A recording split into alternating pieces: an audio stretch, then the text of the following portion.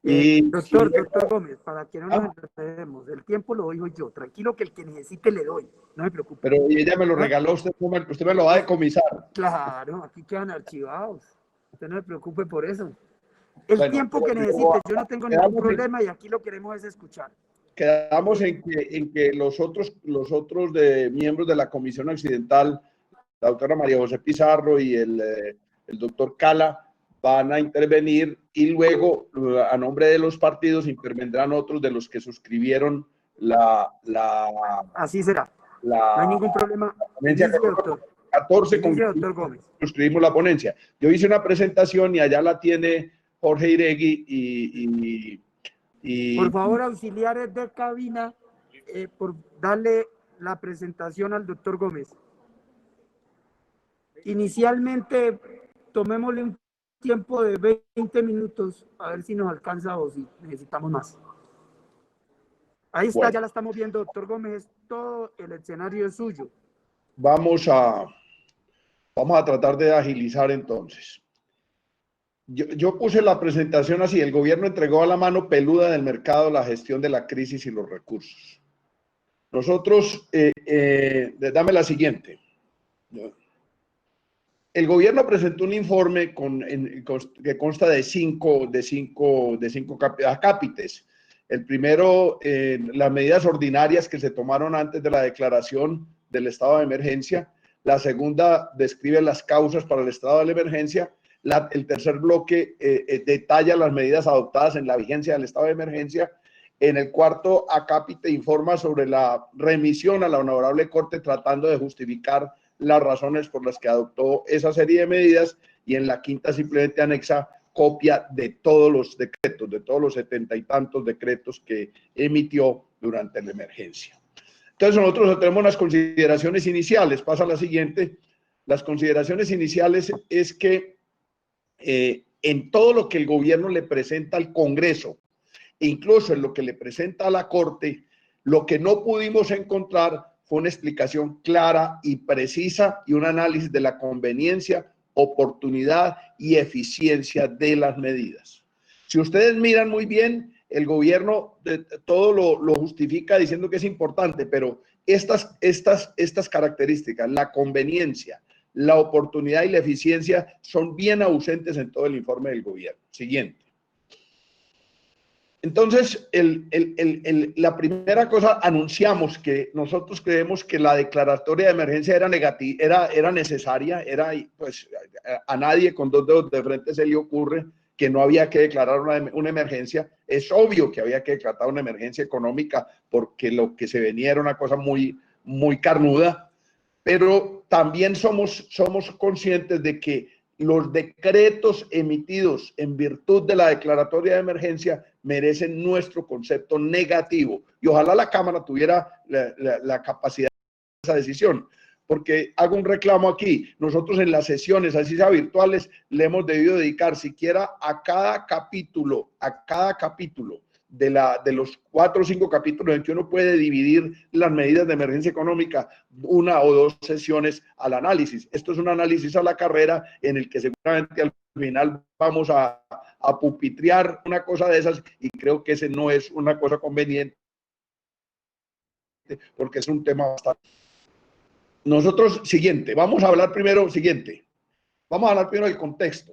Aquí se ha tratado de imponer una narrativa oficial en los programas esos del aló presidente que tiene el doctor Duque todos los días, de que el país iba muy bien, pero que llegó la pandemia y dañó todo. O sea, que el doctor Duque iba disparado manejando el país de una maravilla, y que llegó la pandemia y dañó la fiesta. No es cierto, el país iba muy mal.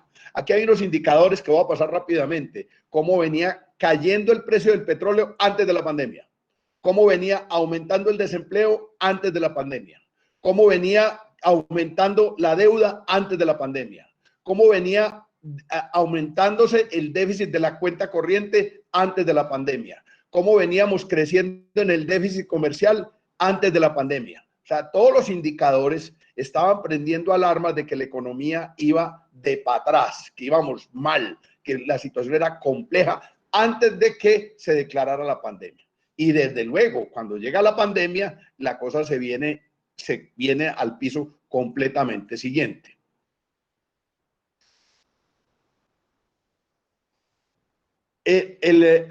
Aquí hay un error, inactivos, no, es inactivos. Ojo, yo quiero dar este dato, estimados compañeros, porque yo creo que la Cámara se debe dar la pela de dar el debate al DANE sobre la forma como está calculando la desocupación, que ya miren, ya no se llama desempleo, sino desocupación. Porque es bien curioso que los crecimientos del desempleo o de la desocupación estén siendo paralelos con el crecimiento de la población inactiva. O sea, es increíble que si creció 10 puntos la desocupación, simultáneamente creció también 10 puntos la población inactiva. Eso es increíble, porque las preguntas que hacen para calificar a alguien como inactivo, si uno las mira, lo calificarían mal para desempleado, desocupado. Entonces, el DANE está reconociendo casi un 20% de desempleo hoy. Yo puedo decir con absoluta convicción de que los 10 puntos adicionales que pasaron de ocupados a inactivos también son desempleados. Por lo menos 8 de cada 10 son desempleados. Y eso nos pone en un escenario de un desempleo no del 20, una desocupación no del 20, sino del 28 o cerca o rondando el 30, que ya es una cosa dramática para la economía. Siguiente.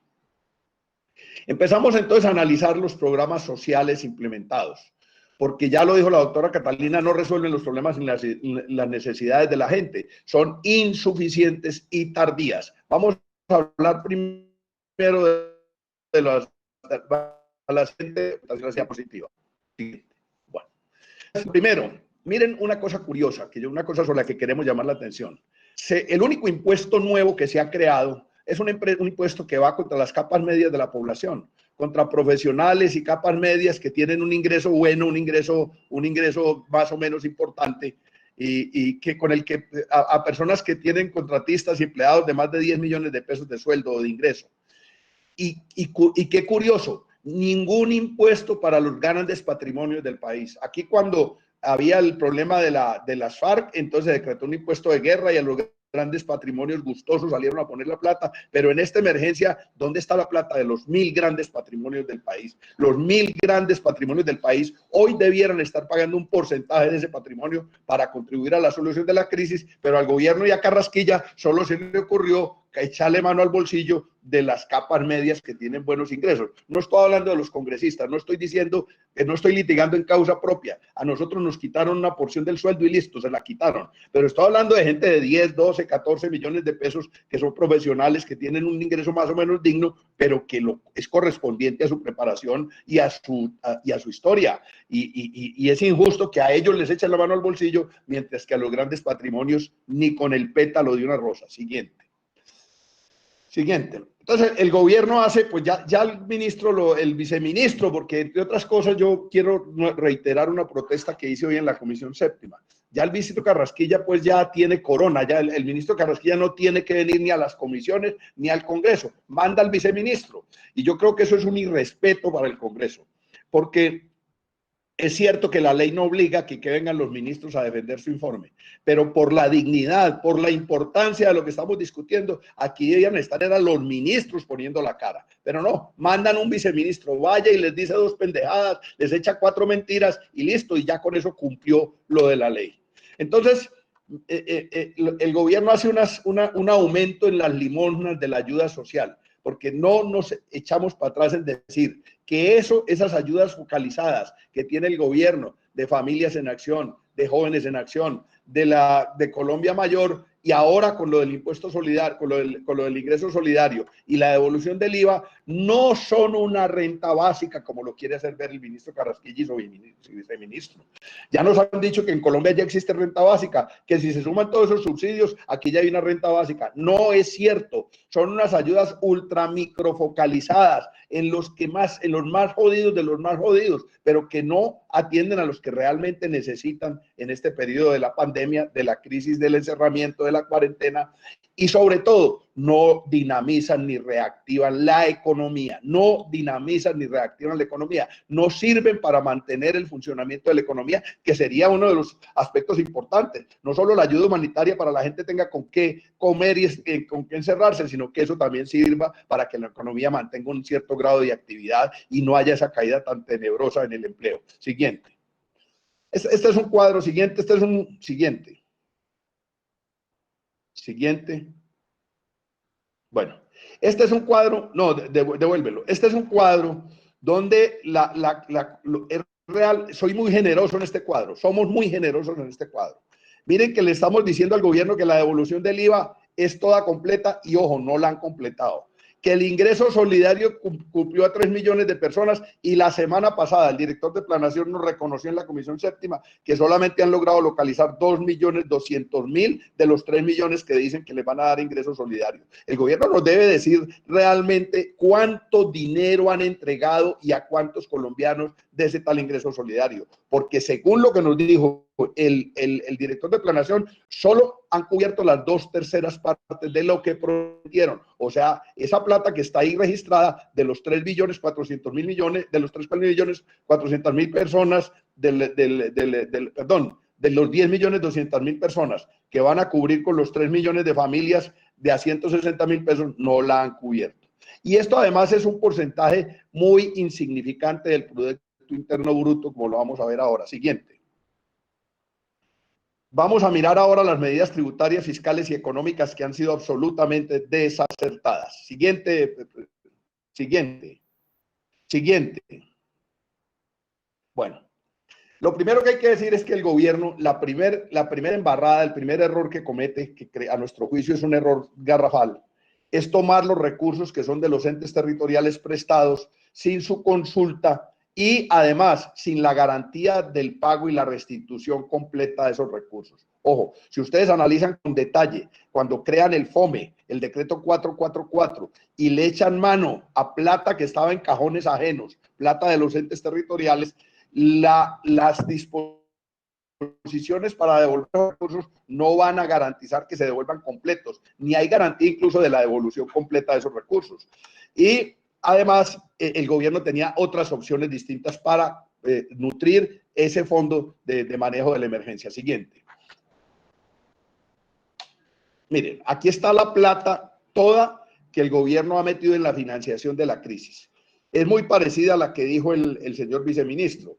En total, para el FOME son 25.3 billones de pesos que provienen del FAE, del Fondo de Estabilización de Precios, que es de los territorios, del FOMPET, que es un crédito que también es de los territorios, del Fondo de Riesgos Laborales, que es una plata del gobierno central, del impuesto a los salarios de los que tienen más de 10 millones de pesos, que son apenas los 250.000 millones de pesos, y de los bonos solidarios de deuda que obligaron a los bancos, ahora vamos a hablar de eso, que son 9.8 billones. Pero además hay otros recursos que son recursos que ya estaban presupuestados, de la devolución del IVA y de los saldos de las entidades en las que habían creado el holding ese de Bicentenario. Eso da un total de 30 billones de pesos que no llegan ni al 3% del Producto Interno Bruto. Siguiente. Yo quiero hacer énfasis en esto. Nosotros no le estamos pidiendo al gobierno de Colombia que invierta como gasto fiscal la misma plata que invirtió Japón o que invirtió Estados Unidos, o que está invirtiendo Estados Unidos. Pero como porcentaje del PIB sí le pedimos al gobierno que haga un esfuerzo mayor. Porque miren, esto la Universidad de Columbia, el Centro de Investigaciones de Política Económica, hizo un estudio, acabó de terminar un estudio donde analiza el gasto público para atender la emergencia que hacen 166 países del mundo.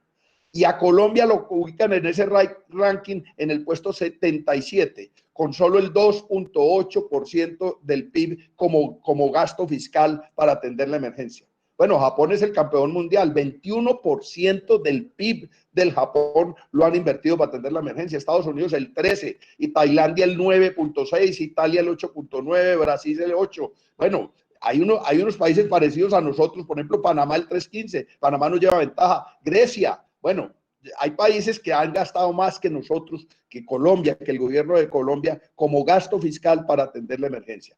Nosotros no le estamos pidiendo, repito, al gobierno que haga el mismo esfuerzo que no puede hacer, porque nos han echado un cuento, una narrativa también falsa y mentirosa, que es que nosotros no tenemos músculo para gastar lo mismo que Japón, Estados Unidos. Claro que no. ¿Qué tal? Yo les voy a hacer la comparación siguiente con nosotros no podríamos hacer lo que, por ejemplo, Japón. Japón con el 21% del PIB le está metiendo 1.044 billones de dólares a su economía. 1.044 billones. Nosotros con el 2.8 le estamos metiendo 8 billoncitos de dólares a la economía. O sea, Japón en dólares está metiendo 130 veces más que lo que mete Colombia. No le estamos pidiendo al gobierno de Colombia que se gaste 130 veces lo que se está gastando porque no es posible, pero sí le estamos pidiendo que por lo menos suba a lo que sube, por ejemplo, Japón se está gastando como porcentaje del PIB el 7.5 veces más que nosotros. Podríamos dar un esfuerzo mucho mayor. Siguiente. Aquí hay una serie de cosas que por lo que nosotros decimos que el gobierno le ha entregado a la mano peluda del mercado está el manejo y la gestión de la crisis. El regalazo que le hicieron a los bancos es inaceptable y lo dicen sin ponerse colorados. El ministro no se pone ni se ruboriza para decir esto. El 14 de abril en la noche, Banco de la República aumenta la posibilidad de que los bancos gasten recursos del encaje bancario, utilicen recursos del encaje bancario. O sea, el encaje bancario lo bajan en 3 puntos y eso significa que los bancos van a disponer de una liquidez de 9.8 billones de pesos más. Eso es en la noche del 14 de abril. Y en la mañana del 15 de abril, el gobierno expide 2 decretos, el 562 y el 572, que definen la compra obligatoria por parte de los bancos de esos recursos en unos bonos solidarios que es un préstamo. Ojo, esto es gravísimo. Esto es gravísimo porque esto es regalarle plata a los bancos a cuenta de nada, a cambio de nada. El gobierno hubiera podido esos mismos recursos del encaje pedirle al Banco de la República que se los prestara directamente,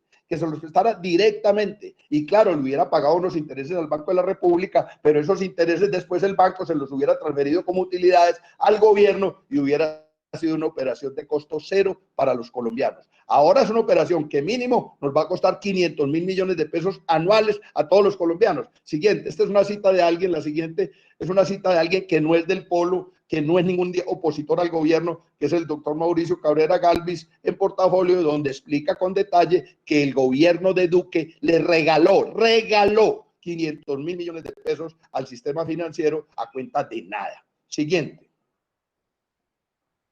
Bueno, ahora el gobierno nos pide mucho que de dónde va a sacar la plata. Le hemos dicho, le hemos propuesto, le hemos insistido. Hay por lo menos 5 o 6 disposiciones que pueden adoptar para obtener recursos. Primero, reorientar gasto público. Segundo, plata de las reservas internacionales. Colombia tiene 53.000 millones de dólares en reservas internacionales ganando nada y ociosos, que los podríamos traer, monetizarlos, volverlos pesos, una parte, no estamos diciendo de los 53.000 millones, póngale 5.000 millones de dólares, 5.000 millones de dólares son un poco de plata, son 18 billones de pesos, una cifra significativa que se le podría inyectar a la economía para dinamizarla y para atender las necesidades de la gente. Créditos con emisión del Banco de la República, han emitido, pero se necesita emitir más. Bueno, la reforma tributaria del 2019 que le regaló 9 billones a los grandes monopolios, la podríamos revertir y lo hubiera podido revertir el gobierno con medidas de emergencia. Imponer tributos transitorios a esos 1.000 grandes patrimonios del país y refinanciar deuda pública. Usted puede ir a negociar con los bancos y decirle, no tengo con qué pagarle, venga, establezcamos unos plazos y unos intereses diferentes. Siguiente. Pero en ese rosario de decisiones equivocadas también el gobierno decidió quitar los aranceles a una serie de productos que se pueden producir en Colombia. Por ejemplo, el maíz, los cerealeros, FENAL se protestó porque ellos pueden producir, podían haberse hecho contrato con ellos para que produjeran el maíz, el sorgo, la soya que se necesitaba para atender la emergencia sin necesidad de quitar aranceles. Ahora, el gobierno pierde unos recursos que son los aranceles que iba a obtener por esas importaciones, pero los importadores y los negociantes y Cargill están felices haciendo negocio con eso y en contra de la producción nacional. Siguiente.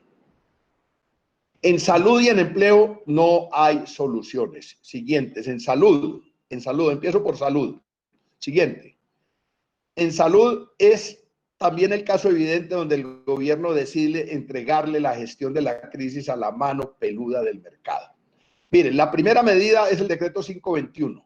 Y con ese decreto 521 lo que hacen es entregar unos recursos que eran para agilizar cosas pasadas, unas deudas que había de lo que llaman tecnología, o sea, servicios que no eran cubiertos por la unidad de pago por capitación, plata que le debían a la CPS y la CPS a su vez le debía a las IPS y entonces les entregan a la CPS más o menos por esos 700.000 millones. Pero voy a resumir en una sola presentación que es la siguiente. Para salud, el gobierno prácticamente todos los recursos son ordinarios o de aceleración de medidas de saneamiento que venían de atrás. Y los han direccionado todos o casi todos a través de las EPS. Y esos recursos les han llegado a chorros a las EPS y a cuentagotas a los prestadores, a los trabajadores y a los contratistas del sistema de salud. Rápidamente las menciona. Reserva técnica de las EPS les permitieron usarla. Compra de cartera discrecional a quien le quieran comprar. Tecnologías que no cubren la unidad de pago por capitación, fuera de que les entregaron plata vieja que les debían, les adelantaron plata nueva. Anticipo de giros de unidad de pago por capitación y ley de punto final. Todos esos recursos pueden ascender a más de 12 billones de pesos, pero a los prestadores, según el propio director de ASEMI, solamente le han llegado como 6 billones. Los prestadores dicen que no es cierto, pero miren la diferencia, o sea, la plata se está quedando en los intermediarios financieros. Siguiente. Luego el decreto polémico 538 que suspendió, esto es una gabela que le dan a la CPS que es increíble y de la que poco se ha hablado. Suspenden la obligación de contratar el 70% de los servicios con la red pública hospitalaria y les permiten contratar con su red de integración vertical a las CPS. Esto es un crimen contra la red pública hospitalaria que hoy está facturando la mitad o el 30% de lo que facturaba antes, está despidiendo trabajadores.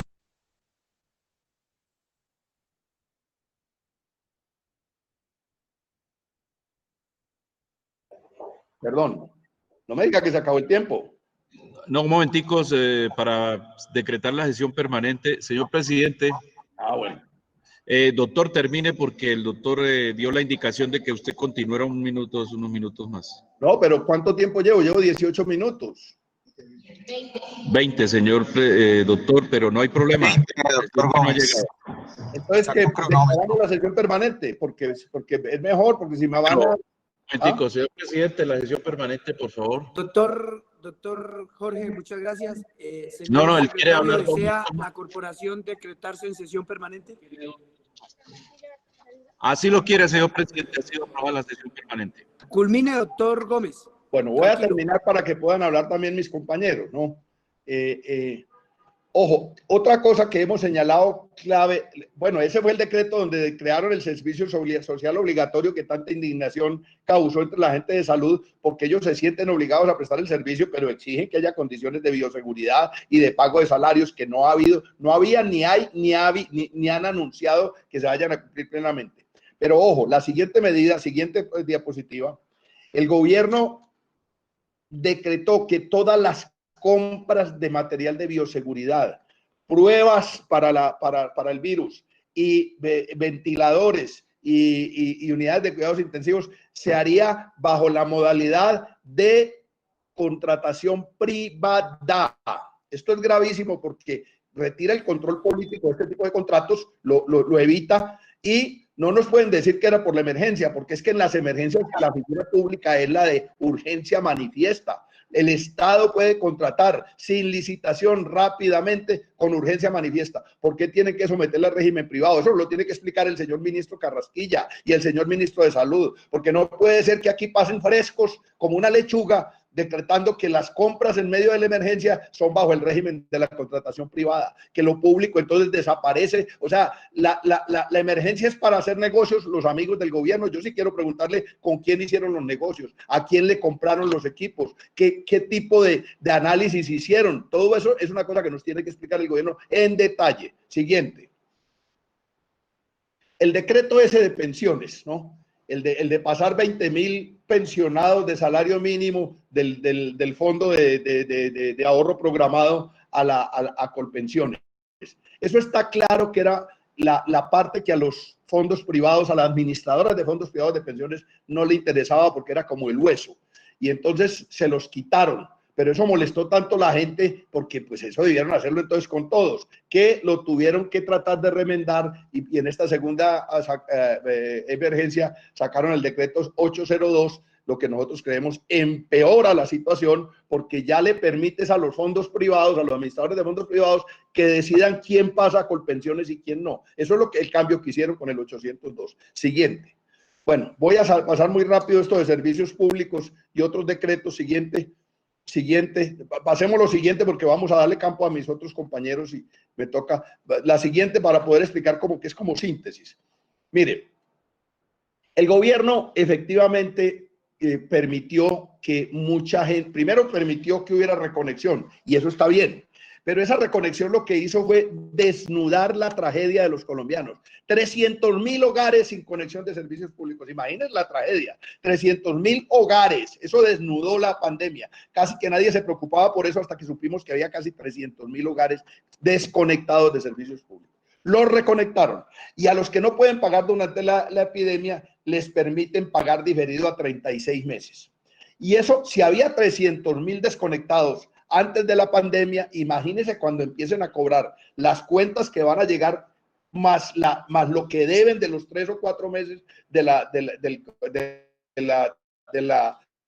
emergencia, más, ojo, esto que no lado, hay una disposición de la CREG, de la Comisión Reguladora de Energía y Gas, que permite que el incremento de tarifas se difiera también en el tiempo. Y esto nos va a llevar a una situación en la que van a llegar las tarifas nuevas, las cuentas nuevas, más la plata que se quedó debiendo en la emergencia, más los incrementos que todos los ciudadanos debemos de cuentas pasadas. Esto va a ser, si había 300.000 desconectados antes de la pandemia, quiero dejar esta constancia aquí. Después de esto, en diciembre o en meses como diciembre, enero, febrero, podríamos llegar a 600 o 700.000 familias desconectadas. Ojo a la advertencia que estamos haciendo, que a veces no nos paran bolas y esto tiene algún sentido. Es que a la gente no le están perdonando la tarifa de los servicios públicos, no están dando cuenta de que no tiene con qué pagar, le están diciendo que le van a dar plazo para pagar. El siguiente, bueno, termino con esta porque la que sigue. Porque esta tiene que ver con la cultura que es muy dolorosa. El gobierno, en una de las decisiones más absurdas, rebaja la cuota de pantalla de las producciones nacionales en los canales públicos y privados de televisión. Esto es absurdo. Esto es un crimen porque a estos artistas y productores colombianos, cuando pasan una producción de ellos, les pagan las regalías, se las desconoce y lo que hace es aumentar producción extranjera, latas, enlatados que estamos viendo en los canales de televisión, traídos de Turquía y de otros sitios, malísimos, pésimos, horrorosos, y quitándole y cumpliéndole un compromiso que tenía con Estados Unidos que no había podido cumplir, que era aumentar la cuota de pantalla extranjera. En conclusión, la última es que la siguiente es que nosotros estamos convencidos de que era necesaria decretar la emergencia, que no había otra salida, pero que las medidas adoptadas en virtud de la emergencia y el informe que presentó el gobierno debe ser negado o reprobado por esta corporación. Muchas gracias, señor presidente. Siguen entonces la doctora María José y los compañeros míos. Gracias, señor presidente.